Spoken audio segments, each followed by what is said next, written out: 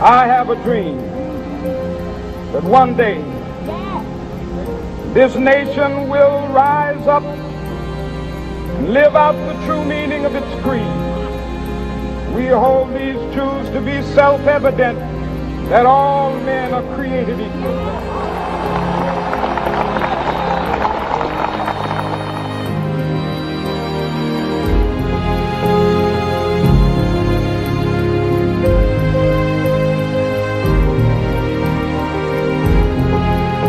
My poor little children will one day live in a nation where they will not be judged by the color of their skin, but by the content of their character. I have a dream today.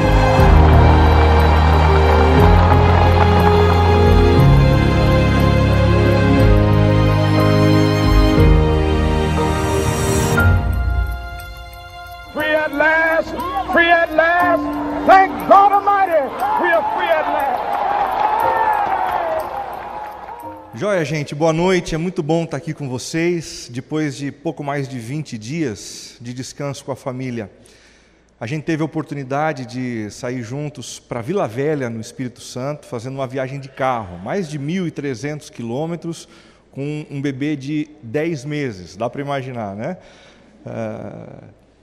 O que era para demorar 15 horas acabou virando 30 horas de viagem para ir, 30 para voltar, mas é uma diversão a gente ficar com a família, focado ali nas crianças, na diversão, com o pé na areia. Foi um tempo muito legal. E a gente também teve a oportunidade de investir o nosso tempo lá, frequentando uma igreja, como vocês frequentaram aqui.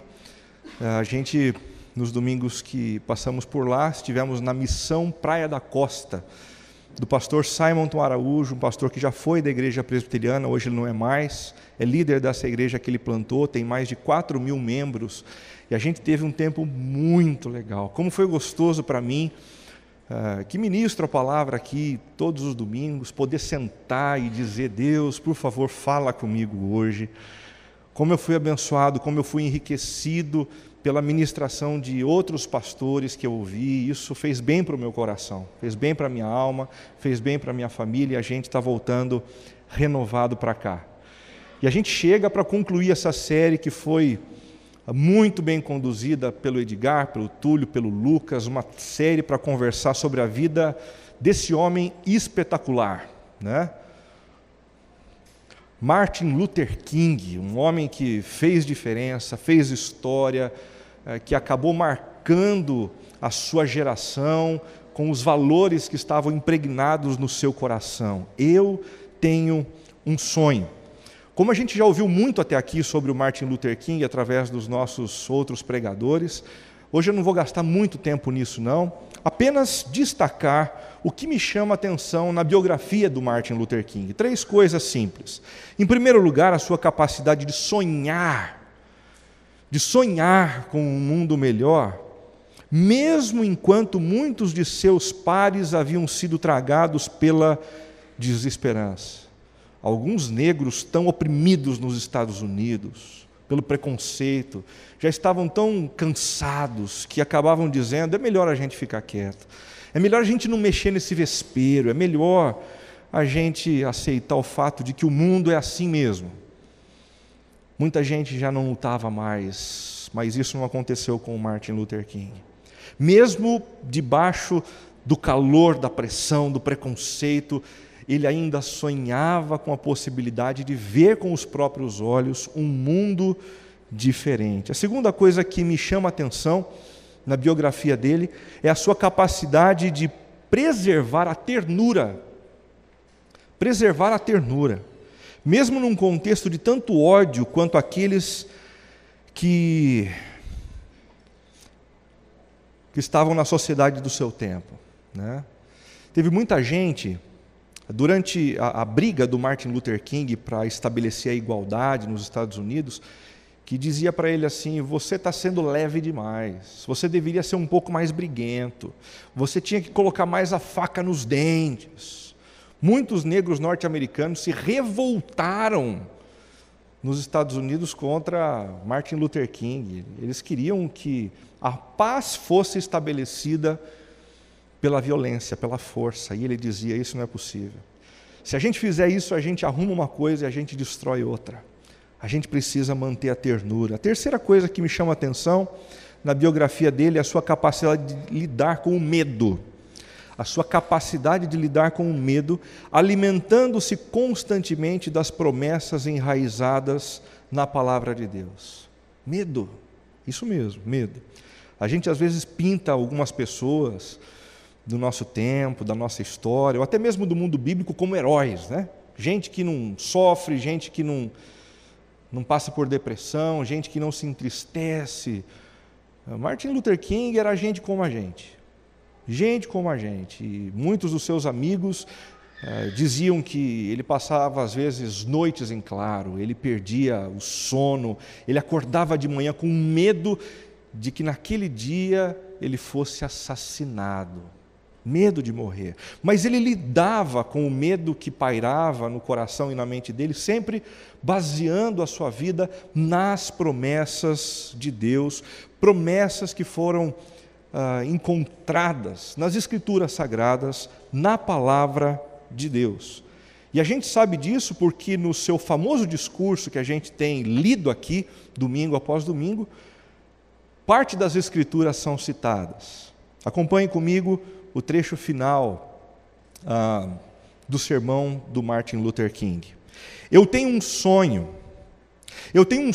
que um dia todos os vales serão elevados, todas as montanhas e encostas serão niveladas, os lugares mais acidentados se tornarão planícies, e os lugares tortuosos se tornarão retos, e a glória do Senhor será revelada, e todos os seres a verão conjuntamente. Que tal a gente ler juntos? Vamos lá? Eu tenho um sonho que um dia todos os vales serão elevados, todas as montanhas e encostas serão niveladas, os lugares mais acidentados se tornarão planícies, e os lugares tortuosos se tornarão retos, e a glória do Senhor será revelada, e todos os seres a verão conjuntamente. Em outras palavras, o sonho de Martin Luther King aqui é o sonho com o dia em que o Senhor Jesus voltará para restaurar todas as coisas. O dia em que Ele subverterá toda injustiça em retidão, toda desigualdade em fraternidade, toda corrupção em plenitude de paz. Mas esse sonho não era originalmente vindo de Martin Luther King. Ele extraiu esse sonho de um outro lugar.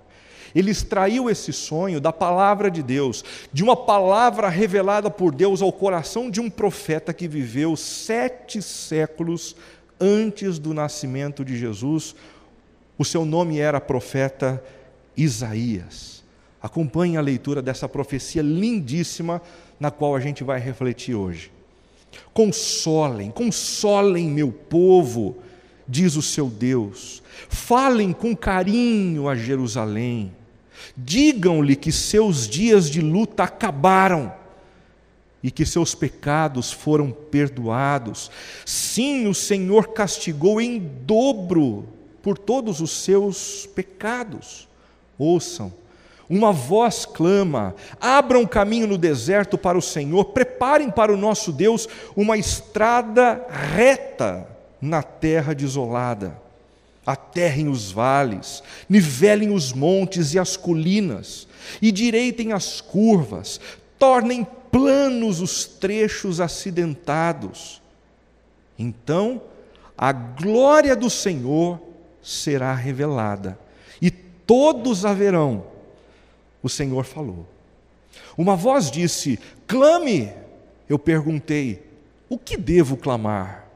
Anuncie que os seres humanos são como o capim. Sua beleza passa depressa como as flores do campo. O capim seca e as flores murcham quando o Senhor sopra sobre elas. O mesmo acontece aos seres humanos. O capim seca, mais uma vez, e as flores murcham. Mas a palavra de nosso Deus, essa permanece para sempre.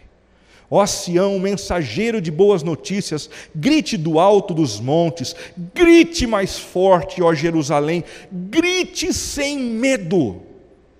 Diga às cidades de Judá: seu Deus está chegando.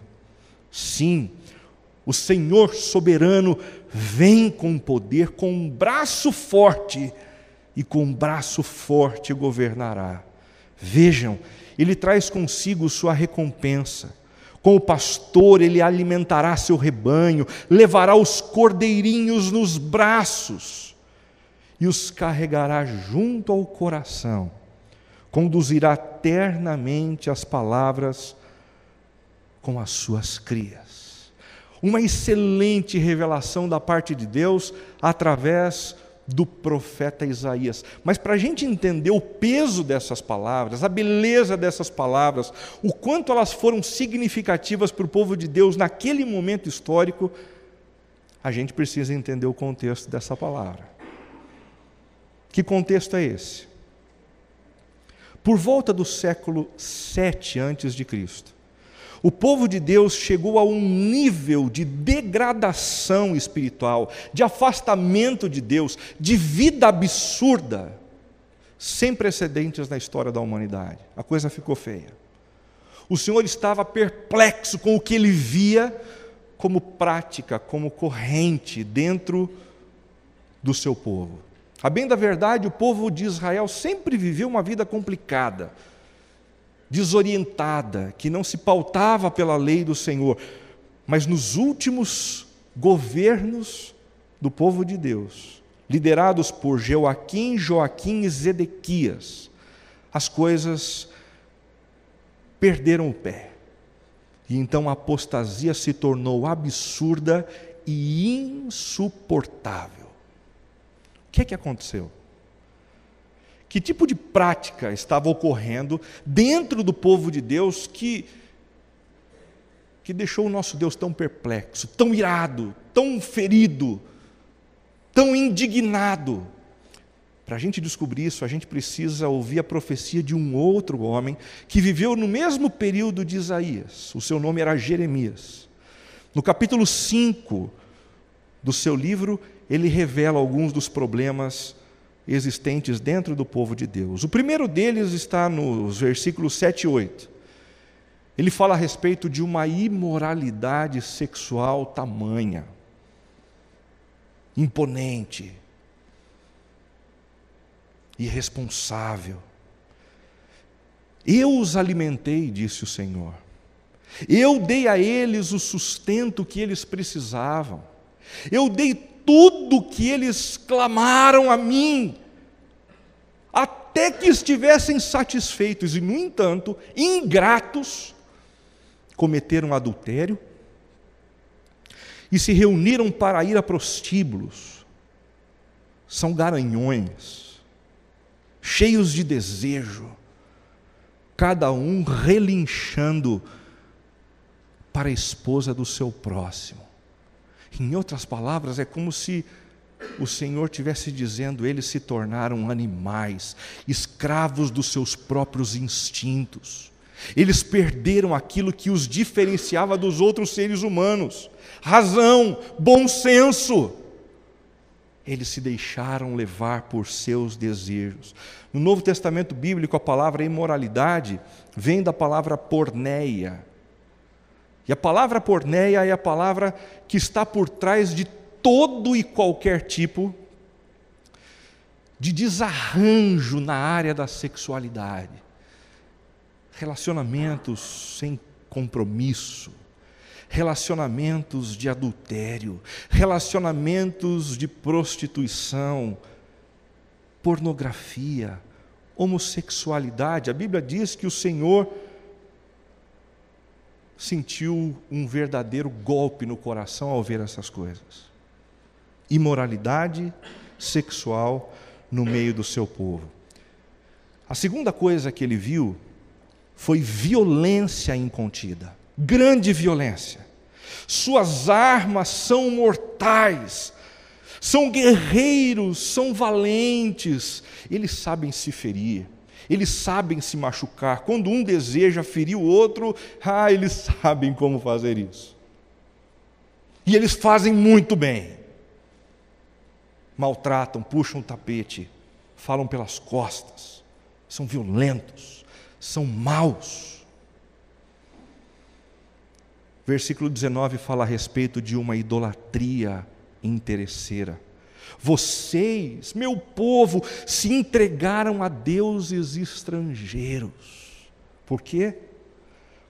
Porque começaram a não se satisfazer mais com aquilo que o Senhor lhes dava.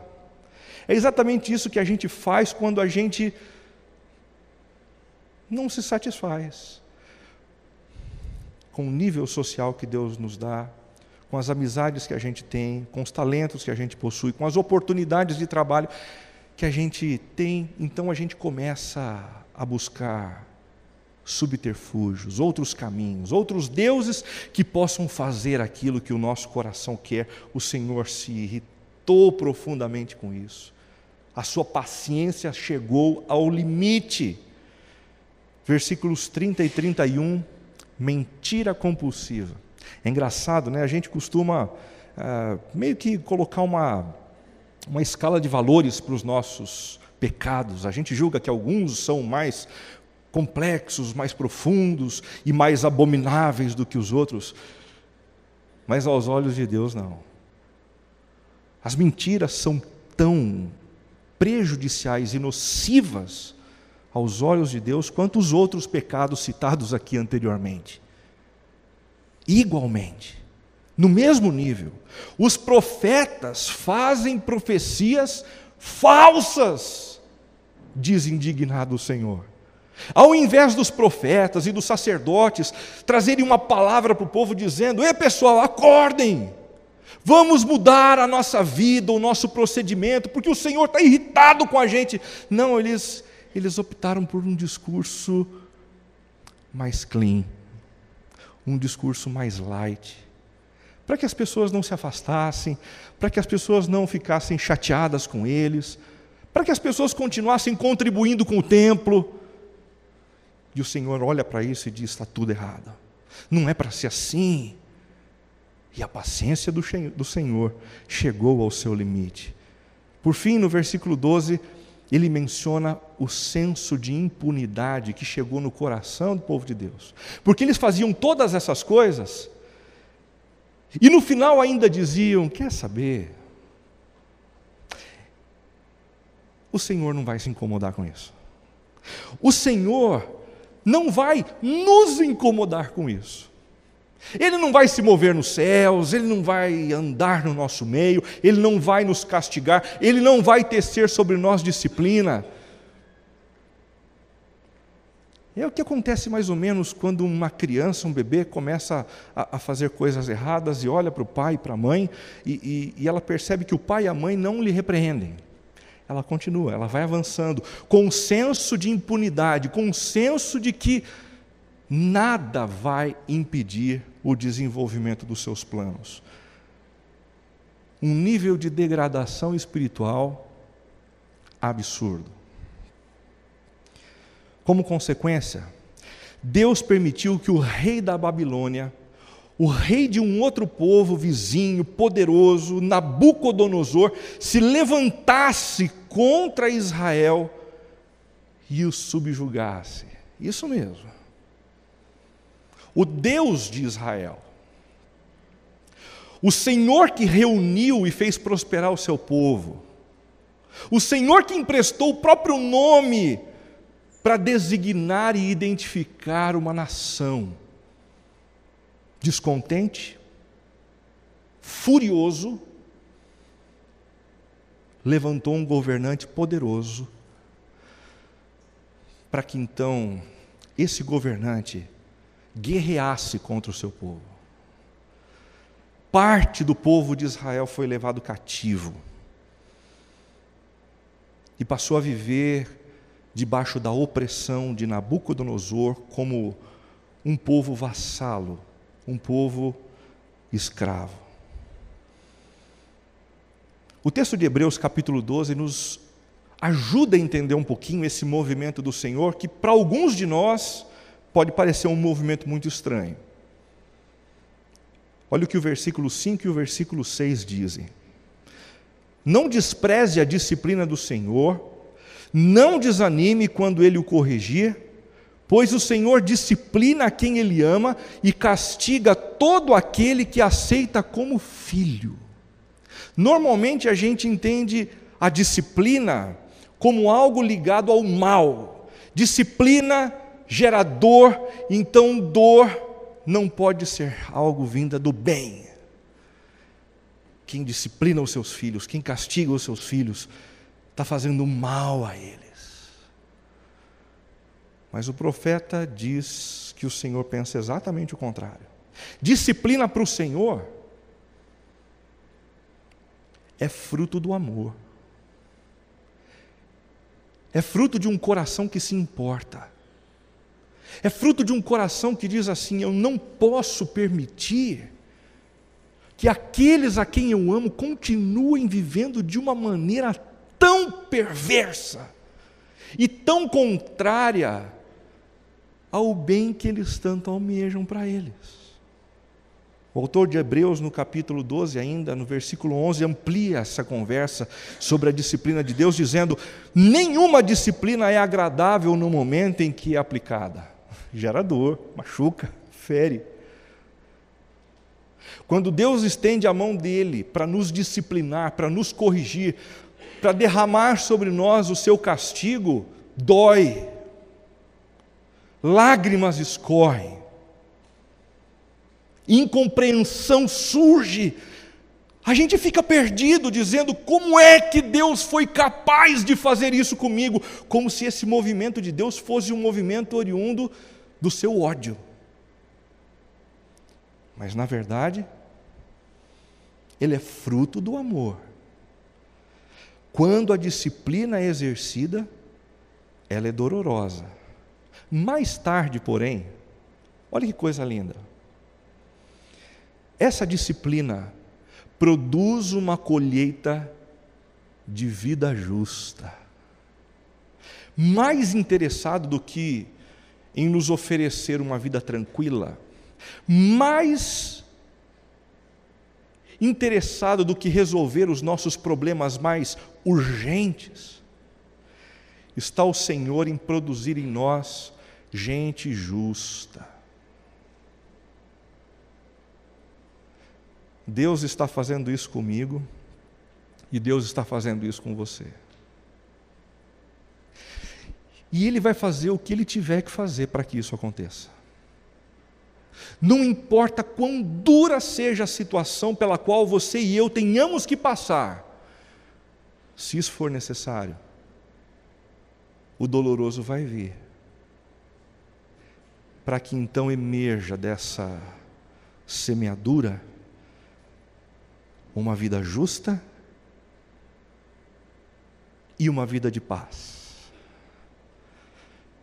Não existe vida de paz, tranquilidade na hora que a gente coloca a cabeça no travesseiro, sem antes vivermos uma vida justa. Injustos, corruptos, maldosos, violentos, vez ou outra, precisam lidar com o seu sentimento de culpa. Precisam lidar com o fato de que acabaram maltratando pessoas que amam, pessoas que são queridas e que têm acabado com o mundo ao seu redor. No tempo certo, depois da disciplina, Deus decidiu demonstrar a sua bondade e misericórdia.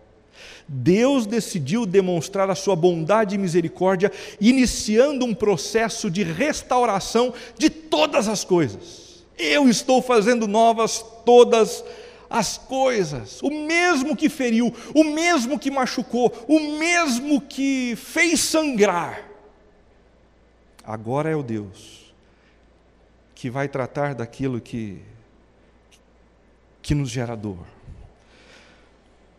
Um outro profeta chamado Oséias, no capítulo 6 do seu livro, traduz essa realidade talvez da forma mais bela que a gente tem nas Escrituras. O profeta Oséias diz assim: venham, voltemos ao Senhor, pois Ele nos despedaçou e agora irá nos sarar. Ele nos feriu, mas agora nos fará curativos. Em pouco tempo nos restaurará. E logo, logo viveremos na sua presença. Em 2002, eu passei por um momento muito complicado, e não vem ao caso citar as circunstâncias que vieram sobre mim e sobre a minha família agora. A gente não tem tempo para isso. Mas acreditem, eu estava muito mal, muito assolado, muito aflito, com a cabeça fervendo, sem sono, acordando pela manhã, tenso, ansioso, a ponto de eu procurar o pastor com o qual eu trabalhava e eu pedi para ele: por favor, me deixa sumir nesse domingo.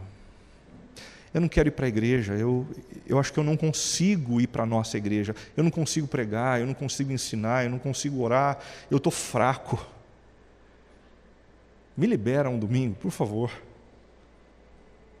Ele disse: tá bom, Renato, fica tranquilo. E eu então saí com a Cibele para ir até uma outra igreja, onde ninguém conhecia a gente, simplesmente para parar e ouvir o que Deus tinha para a gente. Naquela noite eu entrei, sentei lá no fundo e comecei a orar, dizendo assim: oh Deus, por favor, fala comigo hoje, eu preciso tanto te ouvir, tanto. O Senhor sabe como eu estou aflito, nervoso, ansioso, vem com o teu amor e fala comigo hoje. Quando de repente veio para frente um cantor com um violão, o nome dele é Guilherme Kerr, e ele começou a cantar uma música baseada nesse texto: vinde, voltemos ao Senhor, pois Ele nos despedaçou e nos sarará, fez a ferida e a ligará, e viveremos diante dele. Quando eu ouvi essa canção, eu caí no choro, porque eu descobri que quem estava me ferindo naquele momento da vida não eram as pessoas ao meu redor. Quem estava me ferindo naquela fase de vida não eram aqueles com quem eu trabalhava, mas era o Senhor. O Senhor. E eu fiquei feliz da vida, dizendo: Deus, obrigado, porque quem está me ferindo é o Senhor. Sabe por que eu senti alegria com isso? Porque se Ele me feriu, Ele também vai me curar. Se Ele me fez sangrar, Ele também vai estancar aquilo que faz esvair a minha energia, o meu vigor, o meu ânimo. Como é bom a gente saber que a gente não está nas mãos de outras pessoas, a não ser das mãos do Senhor. Nós estamos na mão dEle. Como é que Deus prometeu nos restaurar? Como é que Deus prometeu restaurar todas as coisas, estabelecendo igualdade, fraternidade, integridade e honestidade no nosso mundo? Como Deus prometeu fazer todas essas coisas? Segundo a profecia de Isaías que nós lemos, Deus prometeu realizar essas coisas primeiramente consolando aqueles que sofrem. No versículo 1, Deus diz assim: consolem o meu povo. Não é interessante como o nosso Deus é um Deus atento, como o nosso Deus é um Deus compassivo e misericordioso?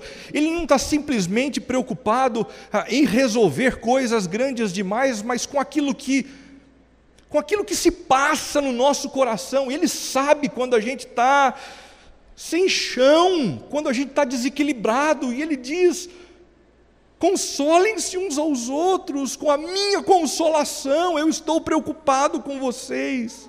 Como essa notícia é fundamental, maravilhosa, para aqueles que perderam seus parentes e amigos no acidente em Brumadinho, alguns dias atrás. A sensação de alguns deles é que eles não são nada, que ninguém se preocupa com eles. E de repente vem uma profecia dizendo: não pensem assim, eu me preocupo com vocês, eu os amo e eu vou consolar o coração de vocês. Esta também é uma notícia maravilhosa para aqueles que se sentiram desolados com tudo o que aconteceu ontem e anteontem, durante o processo de votação da presidência no Senado Federal. Você acompanhou? Briga, xingamentos, empurra. Não porque eles estavam preocupados com a gente. Não porque eles estavam preocupados com o povo, com aqueles que estão passando fome, com aqueles que são desfavorecidos, mas porque eles estavam preocupados com eles mesmos, com o poder deles, com a influência deles, com a possibilidade de ter ou não condições de indicar alguns nomes, oferecer trabalho para aqueles a quem eles devem favor. Que sujeira, como a gente passa mal quando a gente assiste uma cena como a cena dos últimos 2 dias. Esta também é uma notícia maravilhosa para aqueles que têm se sentido alvo de preconceito e discriminação por conta da sua cor, por conta da sua raça, por conta da sua religião. Deus se preocupa e diz: consolem-se uns aos outros com a minha consolação, eu estou preocupado com vocês. O nosso Deus é um Deus que se preocupa. Mas como é que essa consolação acontece? Como é que Deus traz esse consolo que sara e cura a nossa alma? Primeiramente, lembrando-nos do nosso vínculo de amor com Ele. Nós não somos qualquer um para o Senhor. Nós não somos qualquer um para o Senhor.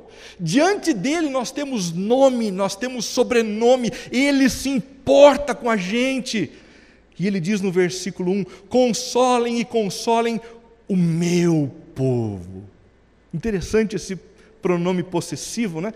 Quando a gente quer demonstrar amor por alguém, a gente logo usa esse pronome possessivo, né? A minha namorada, o meu namorado, o meu marido, a minha esposa, esses são os meus filhos. É com esse pronome que Ele demonstra o amor que Ele tem por nós. Eu amo vocês, vocês pertencem a mim, vocês não estão soltos e avulsos no mundo, vocês fazem parte da minha família, os meus olhos estão cravados em vocês, vocês me pertencem, assim como eu pertenço a vocês, diz o seu Deus.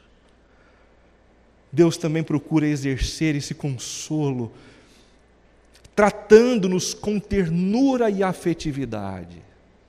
Ternura e afetividade. Percebam o versículo 2: falem com Jerusalém, mas quando forem falar com o meu povo, falem com carinho, falem com amor, porque eles estão feridos, eles estão machucados. Com carinho. Isso me faz lembrar da profecia de Oséias, quando Deus procurou esse profeta e disse assim: case-se com aquela mulher. Ele foi, se casou, se deitou com ela, mas havia um problema, aquela mulher era uma prostituta e ele sabia disso, mas obedeceu ao Senhor. Dias depois, essa mulher se levantou no meio da noite e saiu com outro homem. Isso se repetiu 2 ou 3 vezes, e ele então procurou o Senhor e disse: Senhor, Por que o Senhor me pediu para fazer esse absurdo? Casar com uma prostituta. Ela não é fiel a mim. Ele disse: é isso mesmo, meu filho. Eu pedi que você se casasse com essa mulher só para você sentir o que eu sinto quando eu penso em você e penso no meu povo. Infidelidade é a especialidade de vocês. E o que é que eu faço, Senhor? O que é que você faz? Agora você faz o mesmo que eu. Você pega a sua esposa infiel, leva para o deserto e compartilha palavras de amor ao seu coração.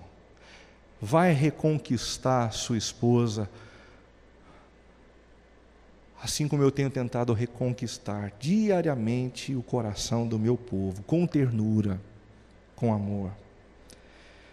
Deus também procura exercer o seu consolo aos que sofrem, destacando que o nosso sofrimento terá fim. Renato, você não tem ideia o que eu estou passando. Tenho dificuldade até de abrir a boca para contar. As lágrimas já começam a rolar, eu não aguento o que eu estou passando.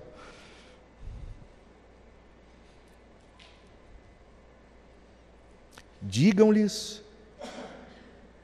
que seus dias de luta acabaram.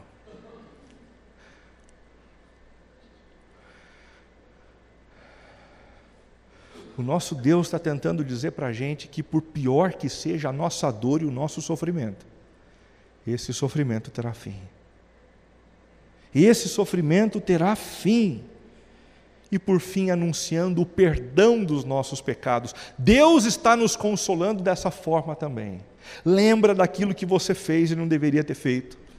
Lembra daquele passo, daquela atitude que tem feito você se corroer de culpa por dentro.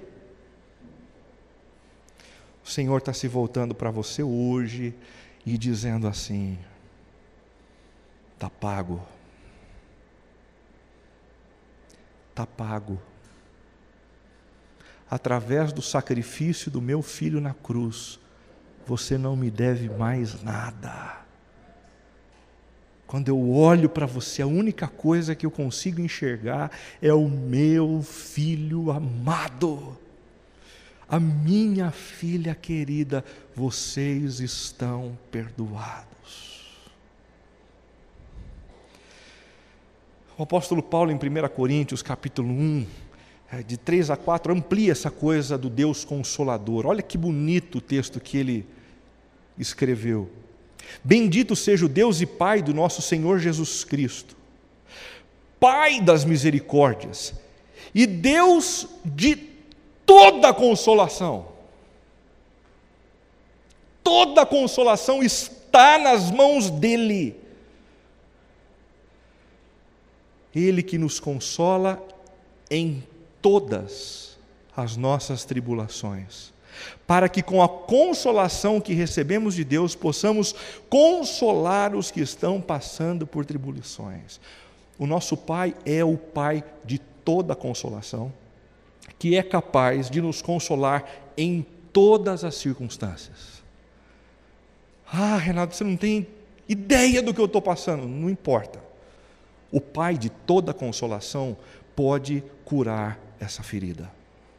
O Pai de toda consolação pode fazer cicatrizar aquilo que hoje sangra. Não existe nada pelo qual a gente passe que não possa ser tratado por esse Deus maravilhoso. E à medida em que a gente recebe essa consolação, a gente consegue olhar para quem está por perto para consolar também. Um outro texto que vai nessa mesma direção é o de João 14, quando Jesus diz assim: e eu pedirei ao Pai e Ele dará a vocês outro conselheiro. Os discípulos estavam com medo porque Jesus estava prestes a ir ao seu momento de morte, para depois ascender aos céus. E eles estão com medo, muito medo. E Jesus lhes diz: eu lhes darei outro Consolador. Não vou deixar vocês sozinhos, não.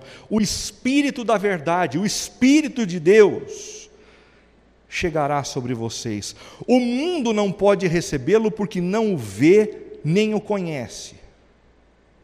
Mas vocês, meus discípulos, o conhecem, pois ele vive com vocês e estará em vocês. Eu não os deixarei órfãos. Deus vai me consolar, então? Vai. E como é que Ele vai fazer isso se eu não consigo vê-lo? Você não consegue vê-lo porque na vida dos discípulos, Ele vive aqui dentro. E de dentro para fora, Ele promove o consolo que não tem fim. Em segundo lugar, Deus também prometeu restaurar todas as coisas, quebrantando o coração do seu povo. Ele vai restaurar tudo, Ele vai organizar a bagunça que nós temos feito desde os nossos primeiros pais, mas isso vai acontecer à medida em que o nosso coração for quebrantado. Versículos 3 a 5. Ouçam, uma voz clama: abram caminho no deserto para o Senhor. Talvez alguns de vocês se lembrem de uma passagem bíblica assim: preparem para o nosso Deus uma estrada reta na terra desolada, aterrem os vales, nivelem os montes e as colinas, endireitem as curvas. E então, somente então, a glória do Senhor será revelada. Somente então a glória do Senhor será revelada. A grande pergunta que fica para a gente é: como é que a gente pode abrir caminho para o Senhor? Como é que a gente pode pavimentar uma estrada para Ele vir e para que a glória dEle se estabeleça na nossa vida, nas mais variadas áreas da nossa vida? Para a gente descobrir isso, a gente precisa fazer um exercício. A gente precisa perguntar para as Escrituras: será que em algum momento no Novo Testamento alguém citou essa profecia? Porque todas as vezes que alguém do Novo Testamento cita uma profecia do Antigo Testamento, a gente ganha no Novo Testamento uma compreensão muito mais abrangente e profunda do significado real dessa passagem. Nós encontramos sim. Em Marcos, o Evangelho de Marcos, capítulo 1, de 1 a 4, nós temos a revelação do significado desse texto de Isaías 40. Este é o princípio das boas novas a respeito de Jesus Cristo, Filho de Deus.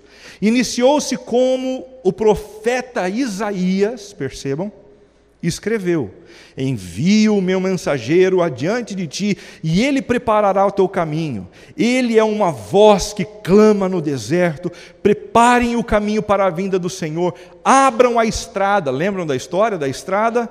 Abram a estrada para ele. Este mensageiro era quem? João Batista, que apareceu no deserto pregando o batismo como sinal do quê? Arrependimento para o perdão dos pecados. O que significa pavimentar uma estrada para que o Senhor venha, passe por ela e deixe o seu rastro de glória? Significa alimentar no coração um desejo genuíno de se arrepender diante de Deus. De se arrepender diante de Deus.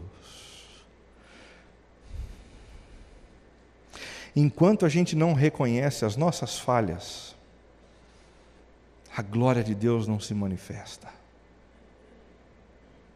Enquanto a gente não reconhece e não se arrepende dos nossos ídolos, nada acontece. Enquanto a gente não reconhece as nossas fraquezas, a gente não pensa na necessidade que a gente tem de um Salvador, a glória de Deus não se estabelece na nossa vida. Segundo esse texto, o arrependimento é o que pavimenta o estabelecimento da glória de Deus da glória de Deus, primeiramente na restauração das nossas relações conjugais. Ai, como eu gostaria que Deus fizesse um milagre no meu casamento. Tem gente que diz assim, pensando que Deus vai apertar um botão, tum, e a esposa vai se transformar no seu próprio ideal. Puxa, como foi bom, hein? Que culto, hein? Minha esposa ficou direitinho depois desse culto. Que joia! Apertei um botão, tim, meu marido ficou do jeitinho que eu queria. Gente, isso não existe. Fantasia. Sabe quando a gente pavimenta uma estrada para o Senhor? É quando a gente se arrepende. É quando a gente olha e diz assim, de fato eu fui um canalha. De fato, eu disse o que eu não tinha que dizer, me perdoe. O arrependimento é o que pavimenta o estabelecimento da glória de Deus na restauração entre pais e filhos também. É só quando a gente se arrepende do que a gente disse e não deveria ter dito, do que a gente fez e não deveria ter feito, que a gente consegue curar esses vínculos que estão hoje quebrados, desajustados. Também na restauração dos nossos relacionamentos de amizade. Tem gente que virou especialista em quebrar amizade. Especialista. Podia escrever um livro. Como perder amigos. Comigo.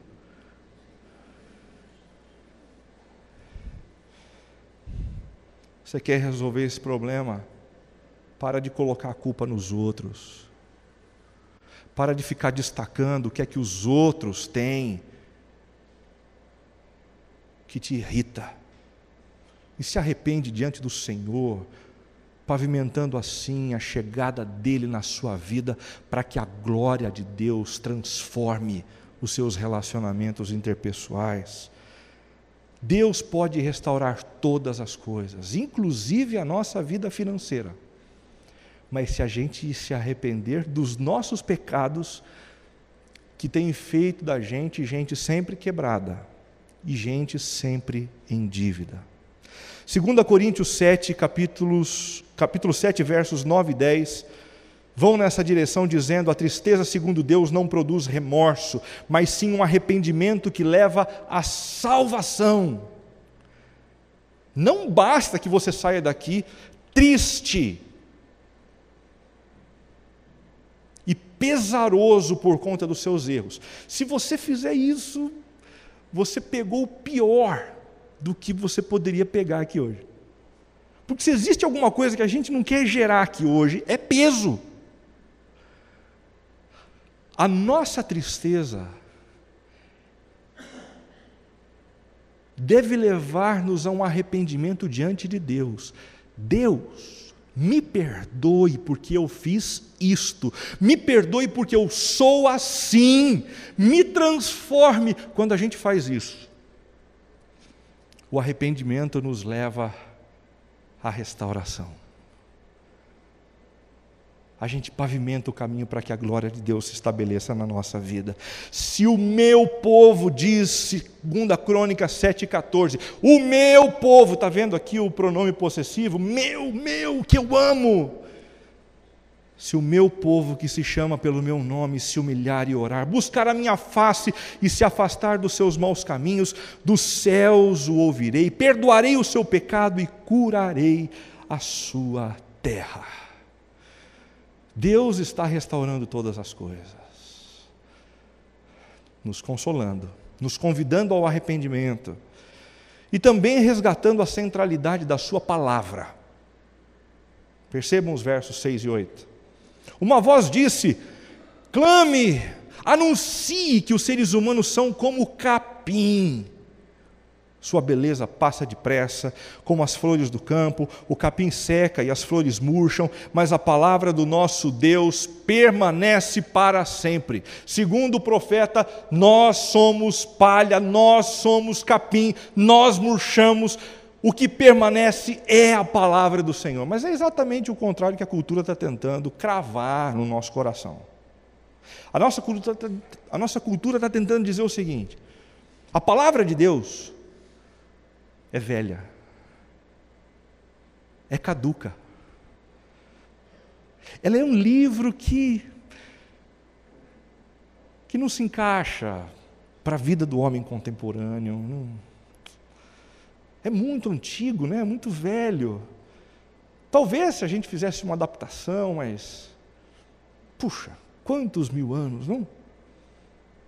Por isso a gente precisa confiar na gente mesmo, nas nossas percepções, nos nossos especialistas, nos nossos doutores. E quando a gente não concorda com a palavra, a gente simplesmente diz assim: deixa ela para lá. Bobagem. Está dando para perceber?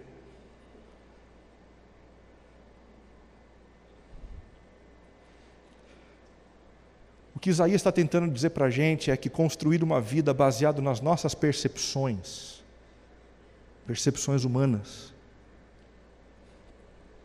é loucura. Que decidir o que é certo e o que é errado para mim, sem balizar a minha avaliação nas Escrituras, é insanidade. Trabalhar mais para o meu engrandecimento do que para a glória de Deus é correr atrás do vento. É uma loucura. Há alguns anos atrás, Anne Graham, filha do reverendo Billy Graham, bastante conhecido nos Estados Unidos, estava sendo entrevistada no Early Show sobre o dia 11 de setembro, quando o apresentador disse assim: como é que Deus permite um negócio como esse? Como é que você explica essa história de Deus permitir que 2 loucos, desvairados, assassinos, joguem aviões contra um prédio lotado de gente? Como é que você explica esse negócio? E ela respondeu dizendo: por muitos anos nós temos dito para Deus não interferir em nossas escolhas, sair do nosso governo, sair das nossas vidas. Sendo um cavalheiro como Deus é, eu creio que Ele calmamente nos deixou. Como poderemos esperar que Deus nos dê a sua bênção e a sua proteção se nós exigimos que Ele não se envolva mais conosco? Está dando para perceber o absurdo? Mas é exatamente assim que alguns de nós estamos querendo viver. A gente até aceita vir para a igreja para ver se rola uma bênção, para ver se rola um brinde, para ver se Deus fica contente e quebra um galho. Sem que a gente se envolva com Ele e permita que Ele se envolva na nossa vida e nos transforme. Ele lida como um gentleman com a gente. E Ele simplesmente vai embora. Eu creio que tudo isso começou desde que Madeleine Murray O'Hair se queixou de que era impróprio se fazer oração nas escolas americanas. E nós concordamos com a sua opinião. Depois disso, alguém disse que seria melhor também não ler mais a Bíblia nas escolas, né? Por preconceito de, você sabe, a Bíblia que nos ensina como não devemos matar. E a gente concordou, tudo bem, estamos vivendo num mundo mais moderno. Logo depois, o Dr. Benjamin Spock disse que não deveríamos bater nos nossos filhos, discipliná-los com a cabeça tranquila, quando eles se comportassem mal, porque suas personalidades em formação ficariam distorcidas e poderiam prejudicar a sua autoestima. E nós dissemos, bom, um perito nesse assunto deve saber o que está falando. E aí a gente concordou com o perito. Aí alguém sugeriu que deveríamos deixar que nossas filhas fizessem aborto. Afinal de contas, nós estamos no século XXI. E cada um faz o que quiser com o seu corpo. Cada um paga os seus impostos. E quem paga os seus impostos tem o direito de matar aqueles fetos que estão dentro da sua barriga. Não é isso? E nós aceitamos essa sugestão, sem ao menos questioná-la.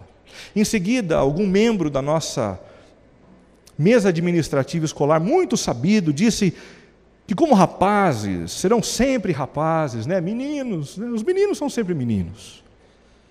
Então deveríamos dar aos nossos filhos tantas camisinhas quantas eles quisessem, para que eles pudessem se divertir à vontade.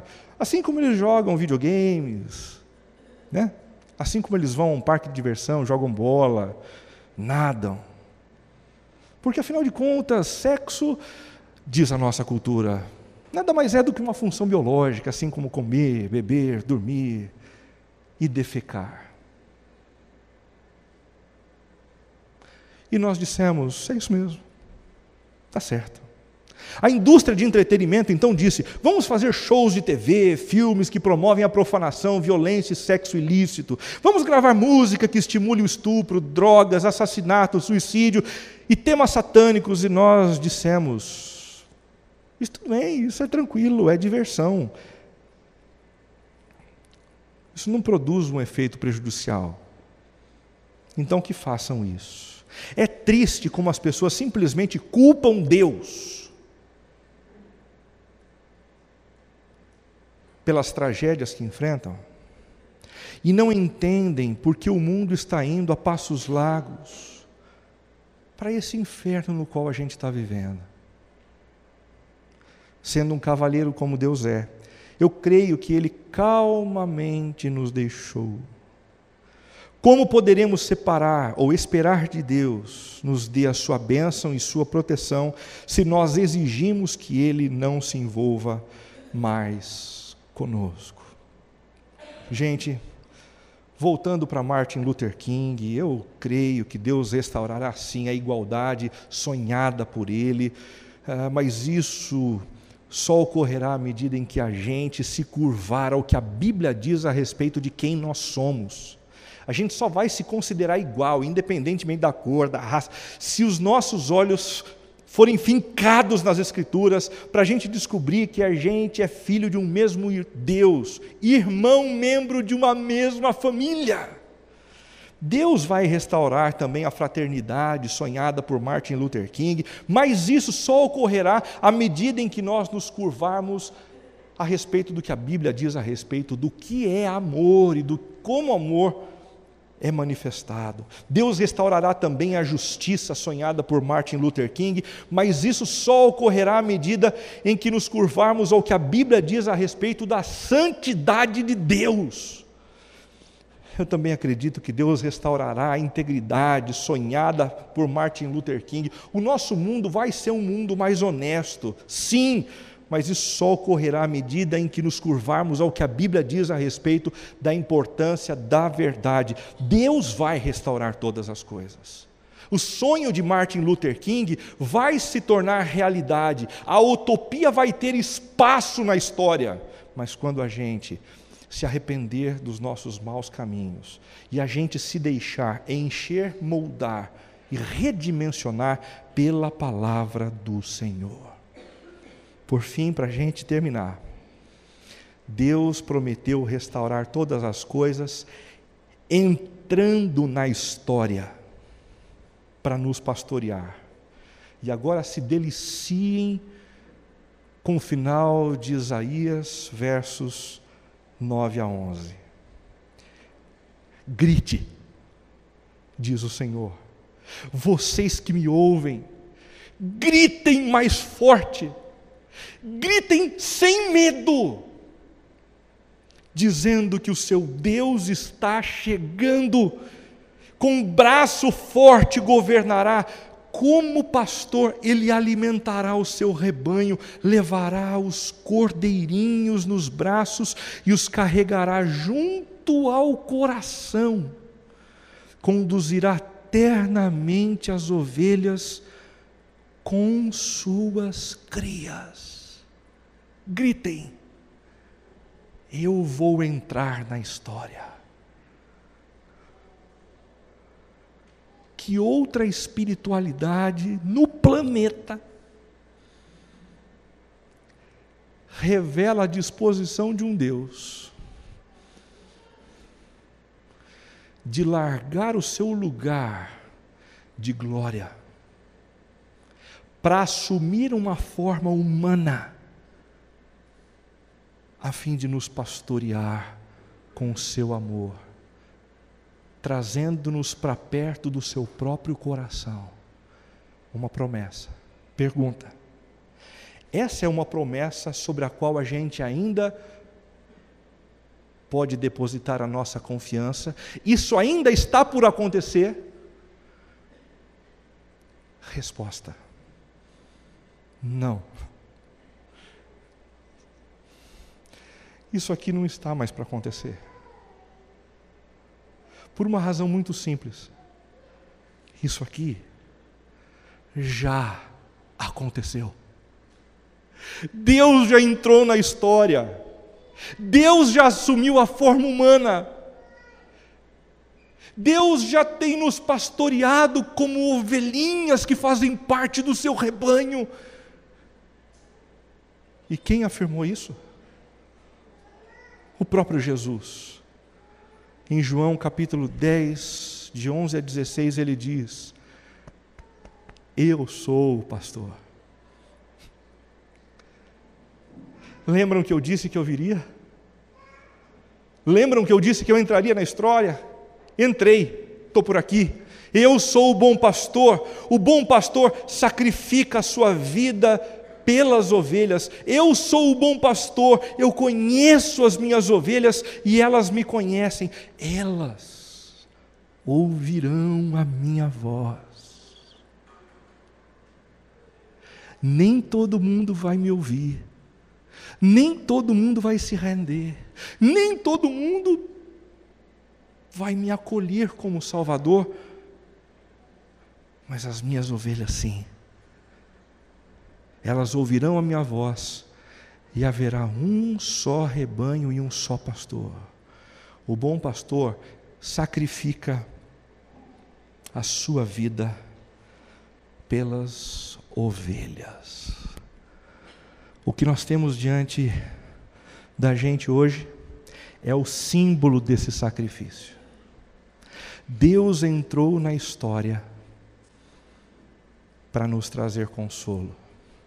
Deus ressuscitou dos mortos em Jesus, para nos mostrar que a gente não precisa temer absolutamente nada, nem a morte, porque Ele tem poder para nos trazer da morte para a vida. E isso vai acontecer com todo aquele que se render ao seu amor e ao seu pastoreio. Hoje a gente vai ser alimentado. Você está precisando de consolo? Teu consolo está aqui. Teu consolo chegou. Você está precisando de perdão? Teu perdão está aqui. Teu perdão chegou. E se você se arrepender dos seus maus caminhos, você vai pavimentar uma estrada para que a glória do Senhor se estabeleça nas áreas nas quais você se arrepende.